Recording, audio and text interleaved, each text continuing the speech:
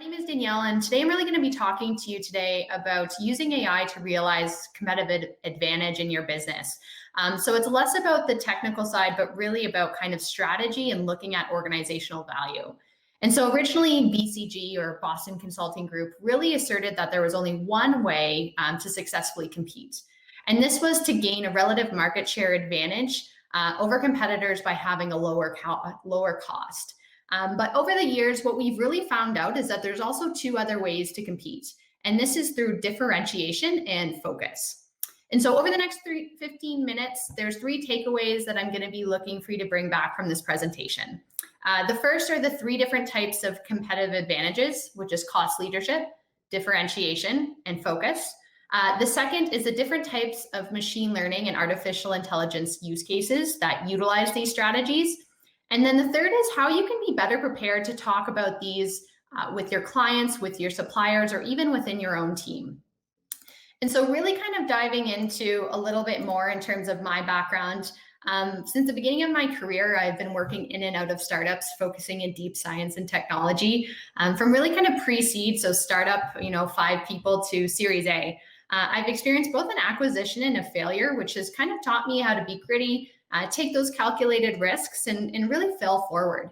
And today I'm really excited to lead the AltaML Applied AI Lab, which is an $8.5 million industry-led initiative that really bridges the gap between academic and applied AI.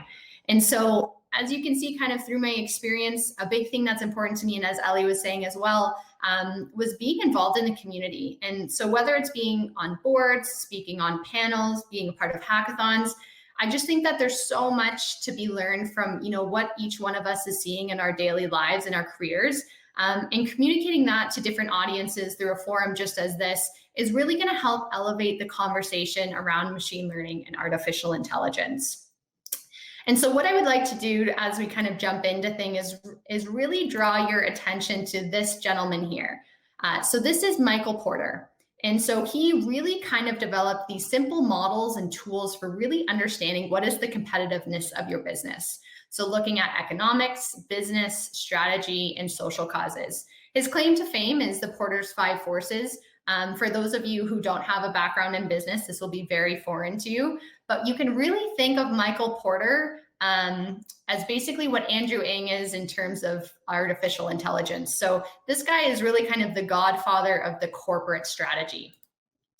And so here is a little bit of that 5 forces model in action. And it's really about understanding the different types of forces in your environment, in your industry, and how they can really affect your profitability.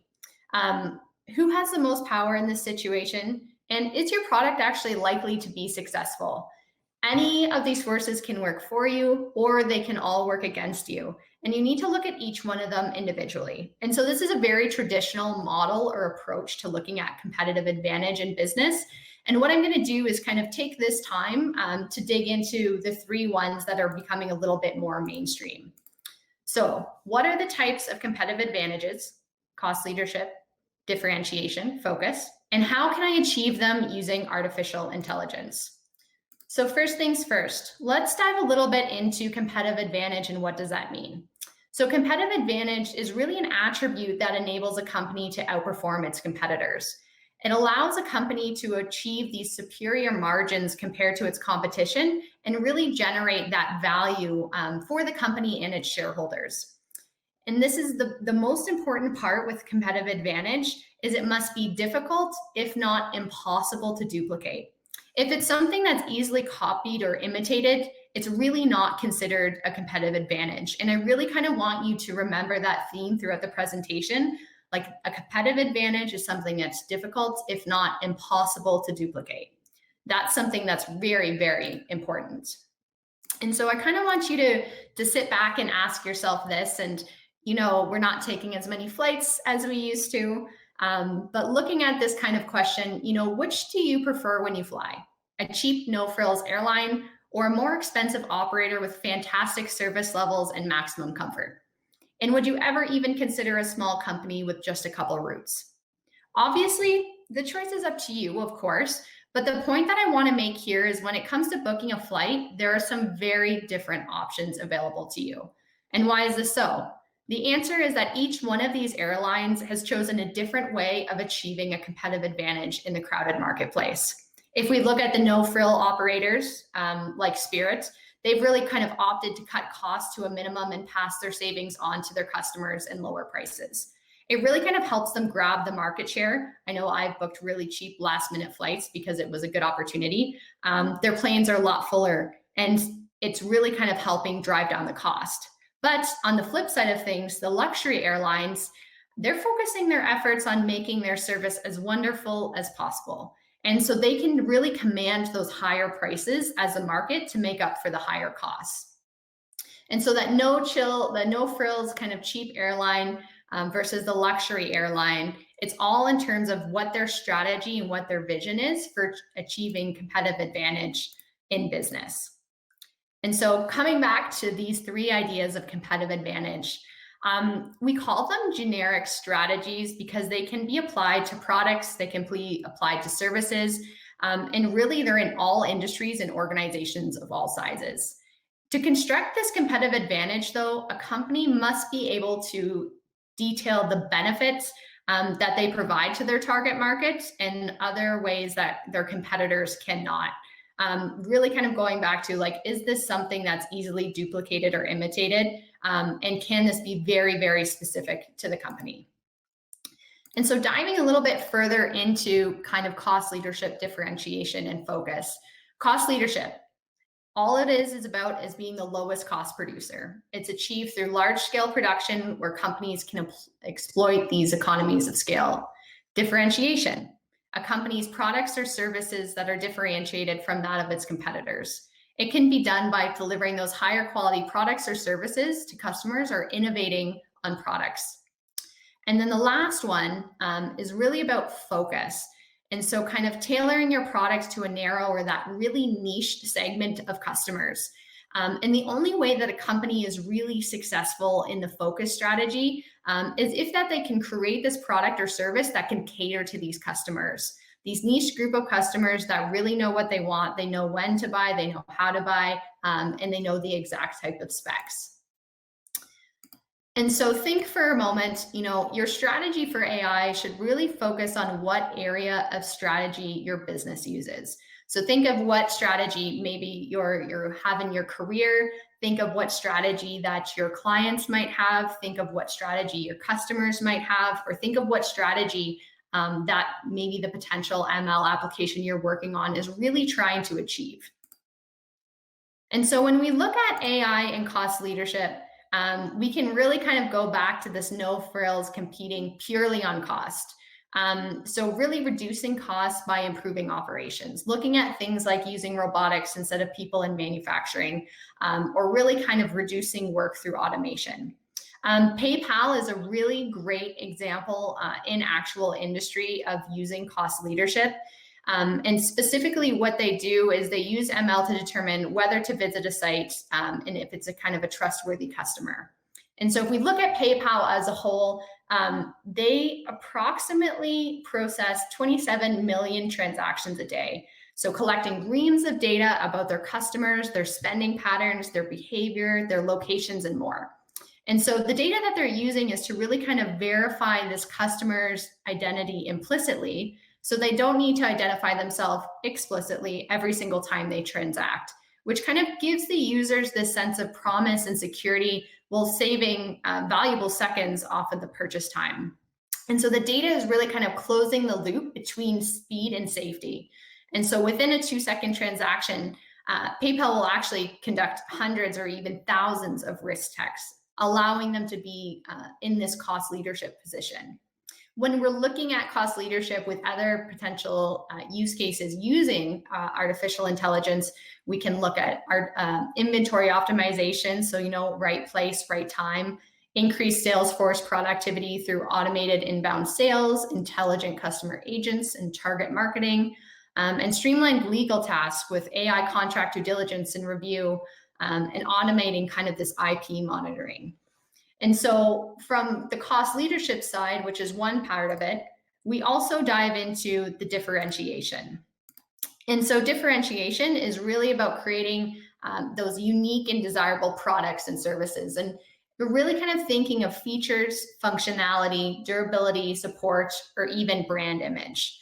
And so Mobileye is a really incredible company that actually came out of Israel a couple of years ago. And so for those of you that don't know, Israel has a very vibrant and up and coming venture capital scene. And they were acquired by Intel for $15.3 billion in 2017. And really the idea behind Mobileye is real-time alerts to reducing collisions. And so what you do is you retrofit your vehicles with this Mobileye collision avoidance.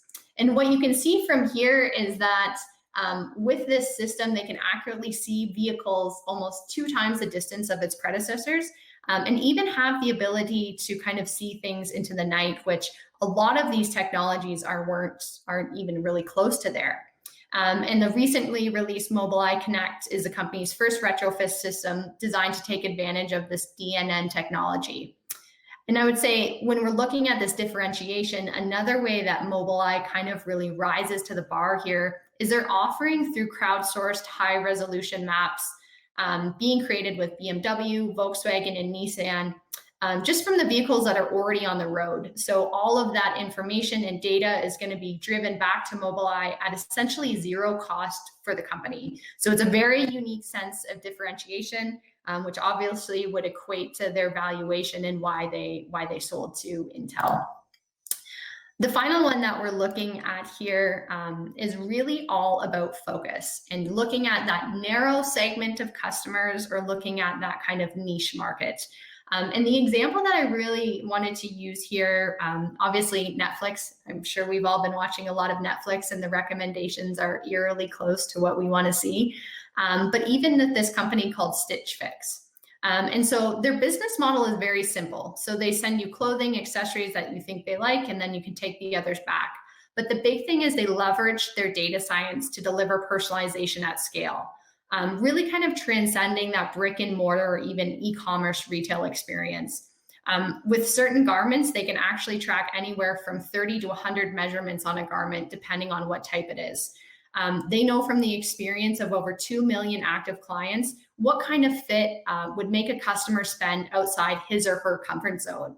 And looking at a company like this, you might think of like, oh yeah, it's just shopping. But they actually employ over 80 data scientists with a wide range of PhDs and masters to kind of really deliver that value to their customers and to their clients. And, you know, the focus strategy is so core, especially with data science to their business, that all of their data science team actually reports directly to their CEO, which really shows how they're leveraging data science to kind of really compete in that focus strategy. So wrapping that all up and kind of looking at these different types of competitive advantage, a big thing that we're seeing currently at AltaML in terms of these 3 things, there's lots of different AI and ML applications on cost leadership. Like I would say that this is one of the most compelling reasons to kind of go for competitive advantage. Everyone is looking to optimize or to drive costs down. Focus is definitely something important that people are looking for, but we're really not seeing it in terms of differentiation and being able to kind of have that really kind of unique feature or that unique model that's really kind of changing the way that people are doing business. And so from that, kind of thinking about this presentation and what I really want you to walk around away with is, you know, how might AI technologies contribute to or be inconsistent with these strategies when you're looking at your own organization with clients or with suppliers? How can you use these strategies to actually get buy-in from these different types of people that you're really working with or kind of looking to go towards, especially if you're, you know, in that startup mode or if you're in that scale up. You know, those first customers, they're really, really important, and understanding their strategy and what drives their organizational value will really be key to kind of taking it to the next step in securing those types of deals. And then finally, are you really able to use any of these 3 strategies to innovate in new ways that may bring value to the organization? Looking at, you know, if we're cost leadership, differentiation, or focus, What are these three? How can we innovate them? And how can we actually continue to bring this value to the organization? The big thing that I wanted to kind of say and to take away is, finding that competitive advantage in business is really important, and everyone is trying to do it. If we look at COVID and if we look at the markets, a lot of jobs are being lost, but people are really doubling and tripling down on their data science strategies and their data science teams. And so if you're looking to do this, or if you have any questions on it, I'm more than happy to chat. So AltaML is a scale-up, technically, the startup that is growing really fast, and that's impressive. I love the fact that it's in Alberta, and it's building the economy that is kind of shattered because of the energy sector and how they were impacted by pandemic. And that's awesome. It creates a lot of opportunities for people to get hired in really good jobs. But one of the things that I always wonder is that companies like AltaML, they kind of provide AI solutions to a wide number of verticals. So it's not just energy, it's probably tech, it's probably, I don't know, health, maybe fintech, I don't know, whatever that they are. How do you internally get to organize these efforts and be efficient in providing those solutions? Yeah, that's a really good question. We've obviously worked with over hundreds of clients across Western and Eastern Canada. The big thing when looking at these different projects or opportunities is really kind of through our different lenses. So, we have a product lens, we also have a service lens, and then we also have an investment lens in terms of creating value. The big thing is kind of seeing, where is the client at in terms of their AI journey, in their vision, what types of internal teams do they have to support these types of projects, and what can we really deliver from AltaML's perspective. Because the big thing, and I will say that we're really kind of seeing with the AltaML Applied AI Lab is, you can really continue to do this continuous experimentation, but people want integrated solutions. And there's no silver bullet for an integrated solution, from taking it from a concept and like a whiteboard all the way through to like, I have this in my dashboard, I'm measuring it, it's successful, I'm getting our return on investment or ROI. So it's something that obviously, we're working on and really kind of understanding our clients' needs. But at that same time, every use case is completely different, which I think is what makes it fun. So we have a question from Alex. He says, love your presentation. He is wondering what your process was for identifying where a product has really differentiated itself. Yeah, that's a great question. I think it really depends on where it is in the market. Honestly, like it is whatever the market is kind of showing and telling in terms of like what different stages are at. A great example that we had from inside AltaML was with one of our renewable companies. And basically what it did is it allowed them to use their machinery in the winter through this different types of prediction. And so that is something that would differentiate them from all of their different competitors that are only kind of running in them in the summer due to the different types of conditions. And so it really kind of depends, like going back to this Porter's 5 forces model of what's going on in the market as well, and really kind of what your competitors are doing. So it's kind of on a case-by-case basis, I would say. But you can have like a cost leadership and differentiation. Like it doesn't have to be solely one by one. What skills do you suggest to develop over time to have a great career in AI? Oh, great question. Very loaded question. But, I would say something that I'm seeing more and more, and, especially with the Applied AI Lab, like we had about 800 applications for 16 and 8 spots. But the big thing is really around business communications and, how can you effectively communicate technical information to different audiences? Communicating with data science teams and engineers compared to communicating with people that might be in the C-suite or kind of a couple ranks above you. That communication piece is really key. As someone that doesn't have a technical background, I know when we're going through like our final presentations, like a graph or like a value between 0 and 1, like it doesn't really mean anything for me. But I'm also someone that's going to be making a purchasing decision. So explaining of like why that's important and what that looks like and really kind of understanding your audience is something that I think is key. And then the second part to that is networking, like network. It's harder now more than ever, but coming to events like this, being involved in the community, Opportunities are really kind of endless from there. My last 3 positions, I did not apply for. Like I got them through my network, and it really can't be understated. Like maybe the first 30 seconds of a cold conversation are awkward, but then it eventually kind of gets on pace and everything works well. I think on your point there too, Danielle, in regards to knowing your audience, and kind of know who you're talking to. I mean, I sometimes ask candidates, hey, tell me a little bit about your current role. And they're like, well, Adam, I was actually born in 1985 and I have 3. It's like, that's great, but it's irrelevant. It's not really the information I was after. So I think being an effective communicator, just generally speaking, it's such an underrated skill, but it makes such an impact when you're talking to somebody. I talk to people literally every day. When you have a really, really effective communicator, they understand me, and they're able to articulate it really poignantly, without getting kind of lost in the other stuff. And just again, kind of interviewing people in effective communication styles, I'd say if you're asked about a specific question or challenge or project, just talk about that. Don't get too caught up in saying other stuff. Just really address the content that was asking to be delivered, and then after that content has been delivered, stop talking. Because you often find people will go on and on and on, and then people are like, you're trying to cut you off and like, okay, yeah, stop talking. I want to move on to the next bit. So totally, 100% agree with what you were saying there. Yeah, the ability, and like one of the big questions we ask in our interviews is understanding really people's ability to like communicate complex topics. So we ask people to explain what a random forest is to someone that doesn't have a background in AI. And it's a really interesting question. And it's kind of telling, kind of going through decision trees, kind of understanding what makes it random. But that ability to distill complex information, I think is just so key. To your point, there was this saying that if you can explain something to a 6-year-old kid and he can understand what you're doing or what it is that you do or what your product does, then that's how it hits home, right?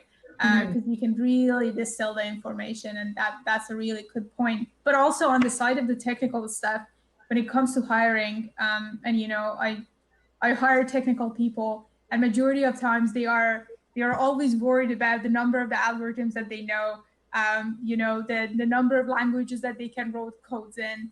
To be honest with you, I think the most important thing is that they have a really good idea what they want to do. Usually all these people are very smart, and they can catch up within the first couple of months to be really good developers in terms of AI algorithms. So I would say don't worry too much about the technical aspects, and focus a little bit more on the side of the softer skills and communication, for sure.